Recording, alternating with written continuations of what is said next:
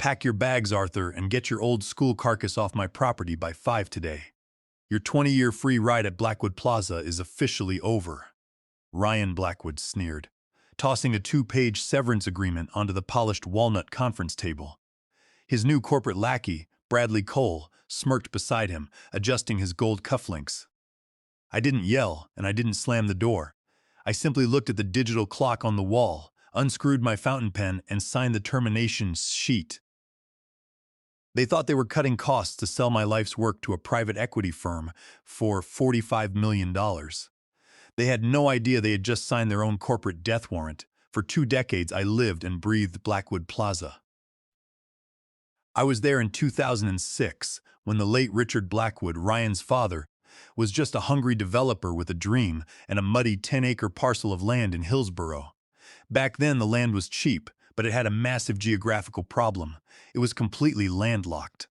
To the north was a state highway, but the State Department of Transportation wouldn't grant a direct curb cut due to traffic safety regulations on that specific high-speed curve.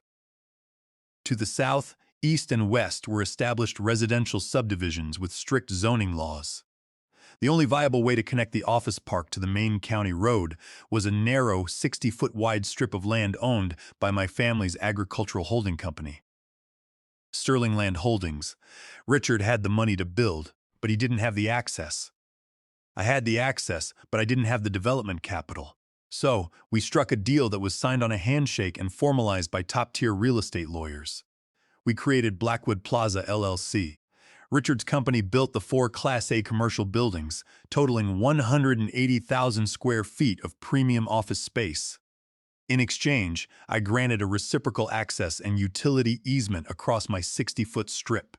But because I was also an experienced commercial property manager, I insisted on a crucial clause. I would manage the plaza under a 20-year contract, receiving a 3% management fee on all gross rental revenues, plus a 5% net profit share. The critical detail, the one that Ryan and his spreadsheet-loving COO completely overlooked, was written in Section 14.3 of the easement agreement. It was a key man defeasance clause. It stated that the access and utility easement was an easement appurtenant linked directly to my active management of the property. If my management contract was terminated without cause, or if the management was transferred to a third party without my written consent, the easement would automatically enter a 10-day sunset period, after which it would terminate, and all rights of access, road usage, and utility conduits would revert solely to my holding company, Sterling Land Holdings. For 20 years, Richard and I ran the plaza like a Swiss watch. We secured high-quality, triple-net NNN tenants, a regional headquarters for Columbia Bank, a high-end pediatric clinic, a defense engineering contractor, and a dozen tech firms. The plaza grossed $4.5 million annually. I kept the buildings pristine, the HVAC systems humming, and the landscaping immaculate. Every tenant had my personal phone number, but when Richard passed away in 2024, the ownership fell into the hands of his son, Ryan. Ryan had an MBA from an expensive school, zero dirt under his fingernails, and a burning desire to cash out. He didn't want to run a commercial property portfolio, he wanted to live on a yacht in Miami. 6 months ago, he brought in Bradley Cole, a cutthroat chief operating officer whose sole skill was slashing operating expenses to pump up the net operating income. NOI before a sale. Their goal was simple: package Blackwood Plaza and sell it to Apex Real Estate Partners, a private equity REIT, for $45 million. The deal was contingent on a 7.5% capitalization rate, which meant they needed to show a clean, high NOI. To do that, they started looking at the expenses. Why are we paying Arthur Sterling 3% of gross rents plus a profit share? Ryan asked during his first board meeting. That's $135,000 in management fees alone. We can hire my cousin Tyler Vance for $40,000 flat. He has a business degree and can run a property management software. Bradley Cole agreed, calling my contract bloated legacy overhead. I watched them plan their coup for my corner office. They thought property management was just collecting checks and hiring guys to mow the lawn. They didn't understand the complex web of relationships, city permits, and legal easements that kept the plaza alive. They saw a line item they wanted to erase. I didn't try to warn them. I knew Ryan's ego. If I told him about the easement clause, he would have had his lawyers try to tie me up in litigation before firing me. Instead, I quietly prepared. I met with my real estate attorney, Clara Pendleton, who confirmed the clause was absolute and had been properly recorded with the county recorder's office in 2006. "It's ironclad, Arthur," Clara told me, reviewing the dusty yellow folder. "If they fire you, they have exactly 10 days to renegotiate or find a new road. And since the plaza is surrounded by residential developments and a state highway that won't grant a curb cut, they have zero legal options for a new access point."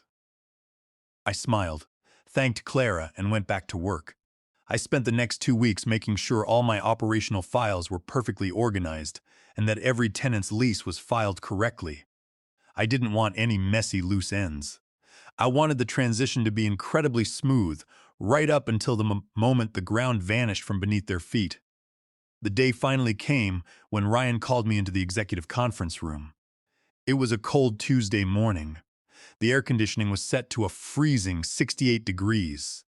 Ryan sat at the head of the table, flanked by Bradley Cole and his cousin Tyler Vance, who looked 22 and was staring at his phone. "Arthur, thanks for coming in," Ryan said, trying to look professional but failing to hide his smirk. "We're taking Blackwood Plaza in a new direction. With the impending sale to Apex, we need to streamline our operations. As of today, your management contract is terminated." I sat quietly, listening to their rehearsed speech. I didn't show anger, fear, or resentment. I just let them talk, knowing that every word they spoke was bringing them closer to the edge of the cliff. "We've done a thorough audit of the plaza's operating expenses over the last 3 fiscal years," Bradley Cole said, his voice dripping with corporate superiority as he slid a spreadsheet across the table. "Under your management, we're spending $48,000 annually on manual security patrols and another $62,000 on preventative maintenance for the central HVAC chillers. It's inefficient. We are replacing the security team with automated smart cameras and shifting the maintenance to a reactive model. And, of course, your 3% gross management fee is being eliminated." Ryan Blackwood leaned back in his leather chair, crossing his legs. "It's nothing personal, Arthur. It's just business. My father was a sentimental man, but I have a fiduciary duty to the shareholders, which right now is mostly me. We have a solid cash offer from Apex Real Estate Partners. To hit our target valuation of $45 million, we need the net operating income to look pristine. Your contract is a luxury we can no longer afford." I looked at the spreadsheet. They had highlighted my management fee in bright red, as if it were a stain on their balance sheet. "And who is going to oversee the tenant relations?" I asked quietly. "Columbia Bank has a complex triple net lease with strict maintenance covenants. If the plaza's HVAC systems fail, they have the right to withhold rent." Ryan waved his hand dismissively. "My cousin Tyler here is taking over. He's got a degree in real estate finance from Arizona State. He knows how to use Appfolio. He'll manage the properties from our central office in Portland. We don't need a senior manager sitting in a physical office here full-time." Tyler, who couldn't have been older than 26, looked up from his iPad and gave me a patronizing smile. "Yeah, Arthur, I've already set up the automated tenant portal. Everything is going digital. No more paper checks or manual work orders. It's all about streamlining." "I see," I said. "And what about the separation terms?" Bradley pushed a second document toward me. "This is a standard release and waiver. We are offering you a lump sum severance of $15,000, which is equivalent to 1 month of your average management fee. In exchange, you waive all rights to any future profit-sharing distributions, release the company from all liability, and agree to a 3-year non-compete within a 50-mile radius. $15,000. They were asking me to sign away my 5% net profit share on a $45 million sale, which would be worth exactly $2,250,000 for a measly 15 grand. It was an insult, a classic lowball offer designed to trick an old-timer who they assumed was desperate or stupid. I didn't flinch. I didn't get angry. I simply picked up the waiver document, folded it in half, and slid it into my briefcase. "I'll have my attorney review this," I said. Ryan's brow furrowed. "Arthur, the severance offer is only valid if signed today. If you walk out that door without signing, you get nothing." Just your standard contract termination notice, which requires zero payout under the standard force, majeure, and restructuring clauses. I understand, I replied, pulling out the simple, one-page termination acknowledgement that they had drafted just to prove they had served me notice. I will sign this acknowledgement of termination. It simply states that my contract ends today, July 21st, 2026. I assume that is sufficient for your HR records? Yes, that's fine, Bradley said, exchanging a look with Ryan. But you're leaving a lot of money on the table. I signed the acknowledgement, pushed it back across the table, and stood up. My father always said that some money costs too much. Good luck with the Apex sale, Ryan. You're going to need it. Thanks, Arthur. We've got it under control, Ryan said, his smugness returning. Tyler, go with Arthur to his office. Make sure he only takes his personal belongings. We've already deactivated his access badges and changed the master passwords for the utility and security servers. Tyler stood up, smoothing his slim fit suit. Sure thing, Ryan. Let's go, Arthur. For the next 20 minutes, I packed my boxes under the watchful, arrogant eyes of a kid who had never seen a main water shutoff valve in his life. I packed my framed photos, my desk clock, and a folder of personal papers. I left the keys to the maintenance shed and the master building keys on the desk.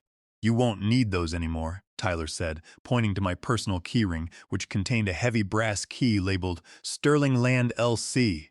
No, I won't, I murmured, slipping the brass key into my pocket. It was the key to the electrical easement gate on my private property. As I walked out of the lobby of Building A, the security guard, a veteran named John, who I had hired 10 years ago, looked at me with genuine sadness. Is it true, Mr. Sterling? He whispered. It is, John. They're going digital, I said, shaking his hand. Take care of yourself. I loaded my boxes into the trunk of my SUV and drove out of the plaza. As I crossed the narrow two-lane asphalt road that connected the office park to the main county highway, I looked at the asphalt beneath my tires. This was the 60-foot strip of land.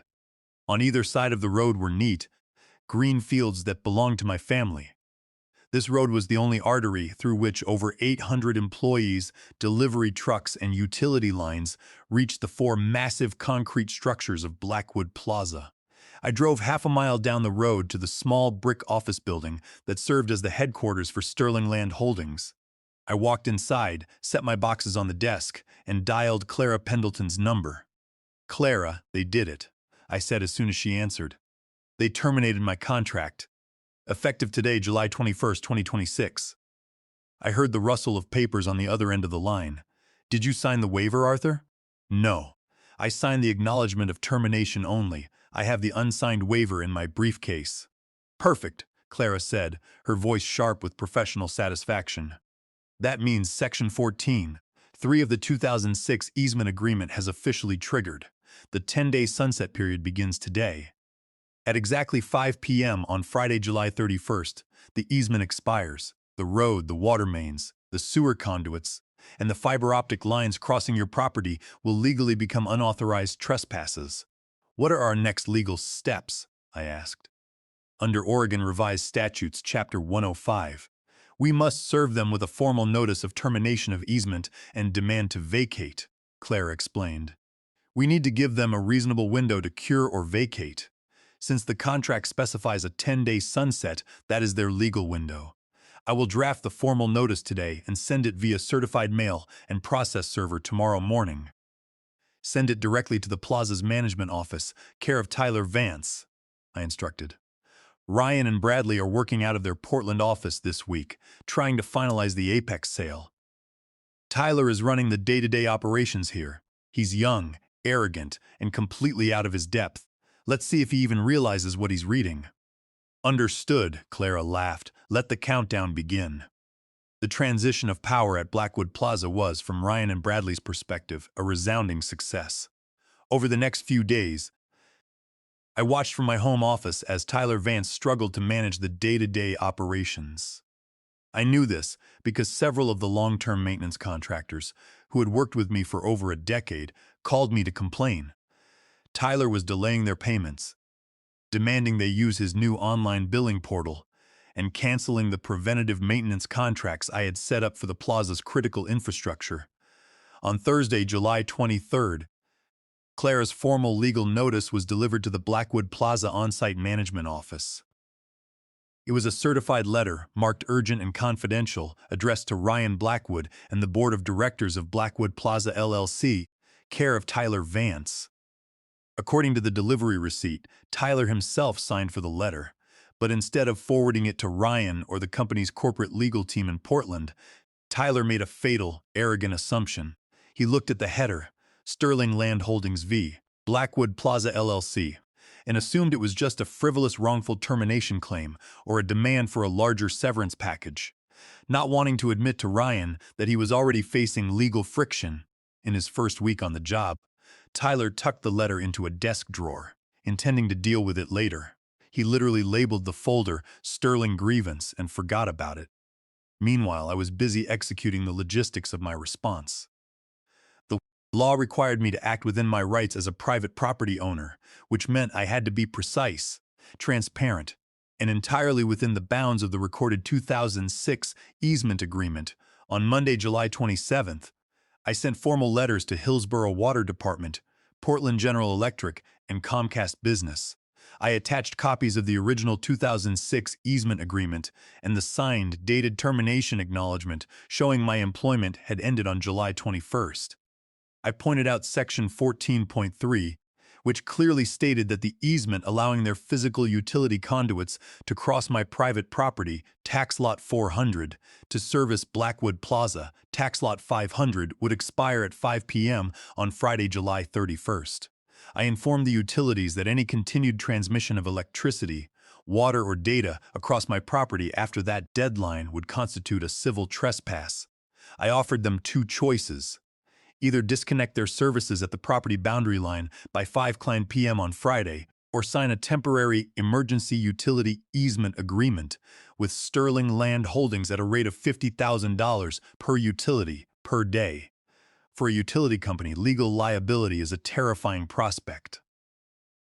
When Portland General Electric's Risk Management Department reviewed the documents, they realized they had no legal right to cross my land once the easement expired. They couldn't risk a massive trespass lawsuit. The same realization hit the Water Department and Comcast. On Wednesday, July 29th, the utilities sent automated warnings and direct calls to the Blackwood Plaza Management Office, notifying them that services would be disconnected on Friday afternoon due to easement expiration. Tyler Vance, who was already overwhelmed by complaints from tenants about overflowing trash bins and broken keycard readers, dismissed the calls as billing mix-ups. He actually told a Comcast customer service supervisor, "We are a $45 million office park. We have a corporate account. You can't just turn off our internet. Stop calling this number." By Thursday, I had finalized my arrangements with a local heavy construction contractor. I paid them $12,000 to deliver and install 6 4-ton concrete jersey barriers and a heavy-duty steel security gate across the entrance road at the exact boundary line where my property met the county road. Friday, July 31st, arrived with a sweltering heat wave. The temperature in Hillsborough hit 95 degrees. At 4 p.m., I drove to the entrance of Blackwood Plaza. I was accompanied by Clara Pendleton and 2 off-duty Hillsborough police officers whom I had hired for a civil standby to ensure there was no breach of the peace. I had a folder containing the certified county plat maps, the original easement deed, and the recorded termination papers. At 4:15 p.m., a flatbed truck from Cascade Construction arrived, carrying the concrete jersey barriers and a hydraulic crane. A utility truck from Portland General Electric was already parked on the shoulder of the county road, and a Hillsborough Water Department van arrived minutes later. The PGE technician, a man named Dave, who had serviced the plaza's main transformer for years, walked over to me. "Hey, Arthur. Hard to believe they actually fired you. I got the work order here. We're pulling the primary fuses at the boundary switch cabinet at 5 sharp. Management's orders." "Thanks, Dave," I said, shaking his hand. "Everything is legal and recorded." At 4:45 p.m., the construction crew began placing the 4-ton concrete barriers on the asphalt. They laid them in a staggered zigzag pattern across the road, leaving just enough space for a pedestrian to walk through, but completely blocking any vehicle access. They then began anchor bolting the heavy steel security gate to the asphalt on my side of the property line. At 4:55 p.m., Tyler Vance finally drove down the entrance road in his BMW. He saw the crane, the concrete barriers, the utility trucks, and the police cars. He slammed on his brakes, jumped out of his car, and ran toward us, his face flushed with anger and confusion. "What the hell is going on here?" Tyler yelled, pointing at the construction crew. "You can't block this road. This is the entrance to Blackwood Plaza. We have tenants trying to leave for the weekend." Clara stepped forward, holding a copy of the 2006 easement agreement. "Mr. Vance, the easement that allowed Blackwood Plaza to use this road expired 10 minutes ago. You received formal legal notice of this on July 23rd. This road is private property owned by Sterling Land Holdings." "This is bullshit," Tyler screamed, turning to the police officers. "Officer, arrest these people. They are blocking a public access road." The senior officer looked at Tyler's badge, then at the plat maps. "Actually, son, this road is private property. The owner has a recorded easement termination. We're here to ensure he can secure his property without interference. I suggest you step back." At exactly 5 p.m., Dave from PGE threw the primary switch at the boundary cabinet. The streetlights inside Blackwood Plaza instantly flickered and went dark. The hum of the massive HVAC chillers on the rooftops of the 4 buildings died, replaced by a sudden eerie silence. Seconds later, the water department technician turned the main valve, cutting off the water supply to the plaza's main fire line and domestic water systems. The kill switch was active. The plaza was dark, dry, and completely cut off from the world. Over the weekend, Blackwood Plaza transformed from a bustling commercial hub into a dark, suffocating concrete tomb. Because the domestic water supply had been cut, the building's fire suppression systems were offline. Under Hillsborough Municipal Code, a commercial building cannot be occupied without functioning fire sprinklers. By Saturday morning, the city fire marshal had posted official "Do Not Occupy" red tags on the glass doors of all 4 buildings. The fiber optic cut was equally devastating. Columbia Bank's regional headquarters housed the local server cluster that routed transaction data for 15 area branches. Without Comcast fiber, their networks went dark. The pediatric clinic was in a state of absolute emergency. They had over $80,000 worth of temperature-sensitive vaccines stored in specialized medical refrigerators. When the power went out, their backup generators kicked on. But because Bradley Cole had canceled the preventative maintenance contract for the generator systems, the cooling fans failed after 6 hours, and the generators overheated and shut down. The vaccines spoiled. Monday morning was the day of reckoning. At 7:30 a.m., hundreds of employees, medical bank clients began arriving at the plaza. They were met by the 4-ton concrete jersey barriers and a heavy steel gate chain locked shut. On the gate hung a large professional aluminum sign, "Private Property, Sterling Land Holdings, LLC." No trespassing cars began backing up onto the county highway, creating a 2-mile traffic gridlock. 2 Hillsborough police cruisers stood on the shoulder, their blue lights flashing, directing confused drivers to turn around. By 8 a.m., the phones at Blackwood Plaza LLC's corporate headquarters in Portland were ringing off the hook. The president of Columbia Bank, Robert Vance, no relation to Tyler, called Ryan Blackwood directly, screaming so loudly his voice could be heard across the executive floor. "Ryan, what the hell is going on? My employees can't get into the building. Our servers are fried, and the fire marshal has condemned the property. We are in material breach of Section 9.1 of our lease, which guarantees quiet enjoyment and uninterrupted utility service. If this isn't resolved by tomorrow morning, we are declaring constructive eviction, terminating our 15-year lease, and suing you for every penny of lost transaction revenue." Minutes later, the chief physician of the pediatric clinic called Bradley Cole, threatening a massive lawsuit for the ruined vaccines and interrupted patient care. Then came the final blow. The acquisition director at Apex Real Estate Partners, the private equity REIT that was supposed to buy the plaza for $45 million, sent an urgent email. They had seen the news of the blockade. The email was short. "The transaction is placed on hold indefinitely. Under Section 6(2) of the purchase and sale agreement, the seller must deliver clear title and unobstructed access." If the access dispute is not resolved and utility service is fully restored within 48 hours, Apex will terminate the agreement and demand the return of our $2 million earnest money deposit. Ryan Blackwood was in a state of absolute panic. He called Tyler Vance, demanding to know why the utility companies had cut off the services. I don't know, Ryan, Tyler stammered, his voice trembling. They said something about an expired easement. I thought it was just a billing dispute. I didn't think they could actually do it. What about Arthur's legal letter? Ryan roared. Did we receive any notice? There was a long silence on the line. Well, there was a certified letter from Sterling Land Holdings last week, Tyler whispered. I put it in my drawer. I thought it was just Arthur complaining about his severance. You idiot, Ryan screamed. Send me a photo of it right now. When Ryan read Clara's notice, his face turned pale. The keyman defeasance clause in the recorded 2006 easement was clear, unambiguous, and completely binding.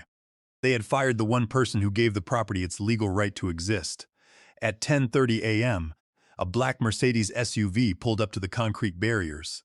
Ryan Blackwood and Bradley Cole climbed out. They looked disheveled, their ties loosened, sweat dampening their expensive shirts. I was sitting in a folding chair under a white canopy on my side of the property line, sipping iced coffee. Next to me was John, the security guard they had fired, whom I had hired to secure the Sterling gate. Clara Pendleton stood beside us, holding a legal folder. Ryan marched up to the gate, his hands shaking as he gripped the steel chain. Arthur, what is the meaning of this? You are blocking a commercial easement. You are committing tortious interference with our business relations, and we will sue you for millions. Clara stepped forward, her voice calm and clinical. Mr. Blackwood, there is no easement. It expired on Friday at 5 o'clock under Section 14.3 of the recorded deed. You terminated Arthur Sterling's management contract without cause, which automatically dissolved the easement. This asphalt road is private property. If you step over that line, you are trespassing. You can't do this, Ryan yelled, his voice cracking. The utilities are cut off, the bank is threatening to leave, the Apex deal is falling apart. Then I suggest you fix it, I said, taking a sip of my coffee. But you can't fix it through my land. Bradley Cole, trying to play the rational negotiator, pulled Ryan back. Arthur, let's be reasonable. We made a mistake. We didn't realize the easement was tied to your contract. We are willing to reinstate your management agreement. We'll pay you the 3% fee, and we'll even give you a $10,000 bonus for the inconvenience. Just sign the new easement and let the utility crews back in. I looked at Bradley. My management contract is dead, Bradley. I have no interest in working for people who don't understand the value of the ground they stand on, and the price of the easement has changed. What do you want? Ryan demanded, his arrogance stripped away, replaced by desperation. I have two proposals, I said. Option A, I will grant a permanent, unrestricted access and utility easement to Blackwood Plaza, LLC. The price is a one-time easement fee of $5 million, paid in certified funds, plus a guaranteed 5% net profit share of the Apex sale, which must be recorded at closing. Or, Option B, since Blackwood Plaza is now a landlocked, condemned property with defaulting tenants and a collapsing valuation, I will buy the entire plaza from you. I will pay you $15 million. You can take that money, pay off your outstanding bank mortgage, and walk away before you face foreclosure and personal bankruptcy. Ryan gasped. $15 million? The plaza is worth $45 million. That's highway robbery. It was worth $45 million when it had a road and electricity, Ryan, I replied. Right now, it's just a very expensive pile of useless concrete. You have 24 hours to decide. If you don't choose, I will instruct my contractors to begin grinding up the asphalt road on my property tomorrow morning to return the land to agricultural use. Ryan stared at me, his eyes wide with horror. Bradley Cole looked at the concrete barriers, then at his phone, which was buzzing with yet another call from the bank. They were completely out of time, out of options, and out of luck. On Tuesday morning, Ryan Blackwood and Bradley Cole made their last desperate stand. They filed for an emergency temporary restraining order, an injunction in Washington County Circuit Court, attempting to force me to remove the concrete barriers and restore utility access. Clara Pendleton and I sat at the defense table. Ryan and Bradley sat opposite us, flanked by a team of high-priced corporate attorneys from Portland who looked extremely uncomfortable. Their lead attorney stood up and argued that my actions were causing irreparable economic harm to the tenants and that the easement termination clause was an unconscionable forfeiture that should be voided on public policy grounds. He painted me as a malicious actor who was holding a multi-million-dollar office park hostage over a minor employment dispute. When it was Clara's turn, she didn't give a dramatic speech. She simply handed the judge 3 documents. "Your Honor," Clara said, her voice echoing in the quiet courtroom. "First is the 2006 Reciprocal Easement Agreement, signed by the late Richard Blackwood and Arthur Sterling. Section 14.3 clearly states that the easement is conditional upon Mr. Sterling's active management. Second is the signed termination acknowledgement dated July 21, 2026, executed by Ryan Blackwood. Third is the certified mail receipt proving that the plaintiff received formal notice of the easement termination on July 23rd, yet chose to take no action for over a week." Clara leaned forward. "This is not a case of malicious interference. This is a case of a property owner exercising his clear, recorded rights on his own private land. The plaintiffs were fully aware of the condition, yet they chose to terminate Mr. Sterling's management contract to save on fees, without making any alternative arrangements for access. They created this crisis through their own gross negligence." The judge, a no-nonsense veteran named Judge Harrison, reviewed the documents for less than 5 minutes. He took off his glasses and looked down at Ryan and Bradley. "Mr. Blackwood," Judge Harrison said, his voice flat, "commercial real estate is governed by the written word and recorded deeds. You cannot sign a contract, terminate it when it suits you, and then ask this court to rewrite the terms because you failed to read the fine print.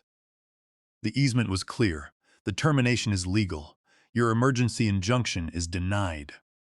Ryan slumped back in his chair, his face completely drained of color. Bradley Cole buried his face in his hands. The courtroom defeat was the final nail in the coffin. By Tuesday afternoon, the bank that held the $18 million primary mortgage on Blackwood Plaza stepped in. The bank's vice president of commercial lending had received notice from Columbia Bank and the pediatric clinic that they were declaring constructive eviction and terminating their leases. If the anchor tenants walked, the plaza's cash flow would drop to zero and the property would be worthless. The bank issued an ultimatum to Ryan: resolve the access issue and restore the tenants' utilities within 24 hours, or the bank would call the entire $18 million loan due immediately under the default and impairment of collateral clauses. Ryan had no cash. The $45 million sale to Apex was officially dead. Apex had formally withdrawn their offer and demanded their earnest money back. Ryan was facing immediate foreclosure, personal bankruptcy, and a mountain of lawsuits from the tenants at 9 a.m. on Wednesday. August 5th, my phone rang. It was Bradley Cole, his tone entirely stripped of its corporate bravado. "Arthur," Bradley said, his voice cracking with exhaustion, "we accept option B. We'll sell the plaza to you. But we need $18 million to clear the bank mortgage and pay off the outstanding property taxes. Can you close that quickly?" "I can close by Friday," I said. "But the price is $18 million flat. I will assume the property as is, with all outstanding tenant disputes, and you and Ryan will sign a full release of all claims against me and Sterling Land Holdings." "We'll sign," Bradley whispered. "Just get the bank off our backs." I didn't have $18 million sitting in a bank account, but I had something better: the trust of the tenants. I immediately called Robert Vance, the president of Columbia Bank. I explained the situation and told him that my holding company, Sterling Land Holdings, was acquiring the plaza. Robert didn't hesitate. "Arthur, we've known you for 20 years. You're the only reason we've stayed in Hillsborough. If you're running the show, Columbia Bank is more than happy to finance the acquisition. We'll approve a fast-track commercial loan of $18 million at a preferred rate. We can fund it by Friday morning." On Friday, August 7th, 2026, we met at the title company. Ryan Blackwood and Bradley Cole sat on one side of the table, looking like ghost versions of the arrogant executives who had fired me 2 weeks prior. I sat on the other side, flanked by Clara and Robert Vance. The closing documents were signed. The $18 million was wired directly to the mortgage lender, clearing the debt. The title to Blackwood Plaza was officially transferred to Sterling Land Holdings, LLC. As soon as the notary stamped the final page, I stood up and looked at Bradley Cole. Bradley, as the new owner of Blackwood Plaza, your services are no longer required. You have 30 minutes to pack your desk at the corporate office and tell Tyler Vance he can leave his Appfolio login on the desk. Bradley didn't say a word. He simply stood up and walked out. Followed by a silent, defeated Ryan, I walked out to the parking lot and called my construction contractor. "Move the barriers," I said. Within an hour, the concrete Jersey barriers were loaded onto a flatbed, and the steel gate was opened wide. Dave from Portland General Electric arrived and threw the main switch, sending power surging back into the 4 buildings. The Hillsborough Water Department turned the main valve, and water flowed through the pipes. Comcast restored the high-speed fiber connection. I walked into Building A, where John was already back in his uniform, standing at the front desk. "Welcome back, Mr. Sterling," John said, standing tall. "It's good to be back, John," I smiled. "Your first order of business, double the security patrols. We're shifting back to a preventative maintenance model." I spent the rest of the day visiting the tenants. I met with the chief physician of the pediatric clinic and personally handed him a check for $80,000 to cover the cost of the ruined vaccines, along with a draft of a new lease that froze their rent for the next 5 years. He was nearly in tears. I then went to Columbia Bank and shook Robert Vance's hand, thanking him for the swift financing. Within 3 months, Blackwood Plaza was fully stabilized. The tenants were happy, the operations were seamless, and the property was once again valued at $45 million. Ryan Blackwood and Bradley Cole had tried to play corporate chess with spreadsheets and spreadsheets alone. They thought they could cut costs by eliminating the human element, the old-school manager who actually knew how the property functioned. In their greed, they forgot the most fundamental rule of real estate. You can own the structures, you can own the offices, and you can own the brand. But if you don't own the ground beneath your feet, you own nothing at all. David Huanqing.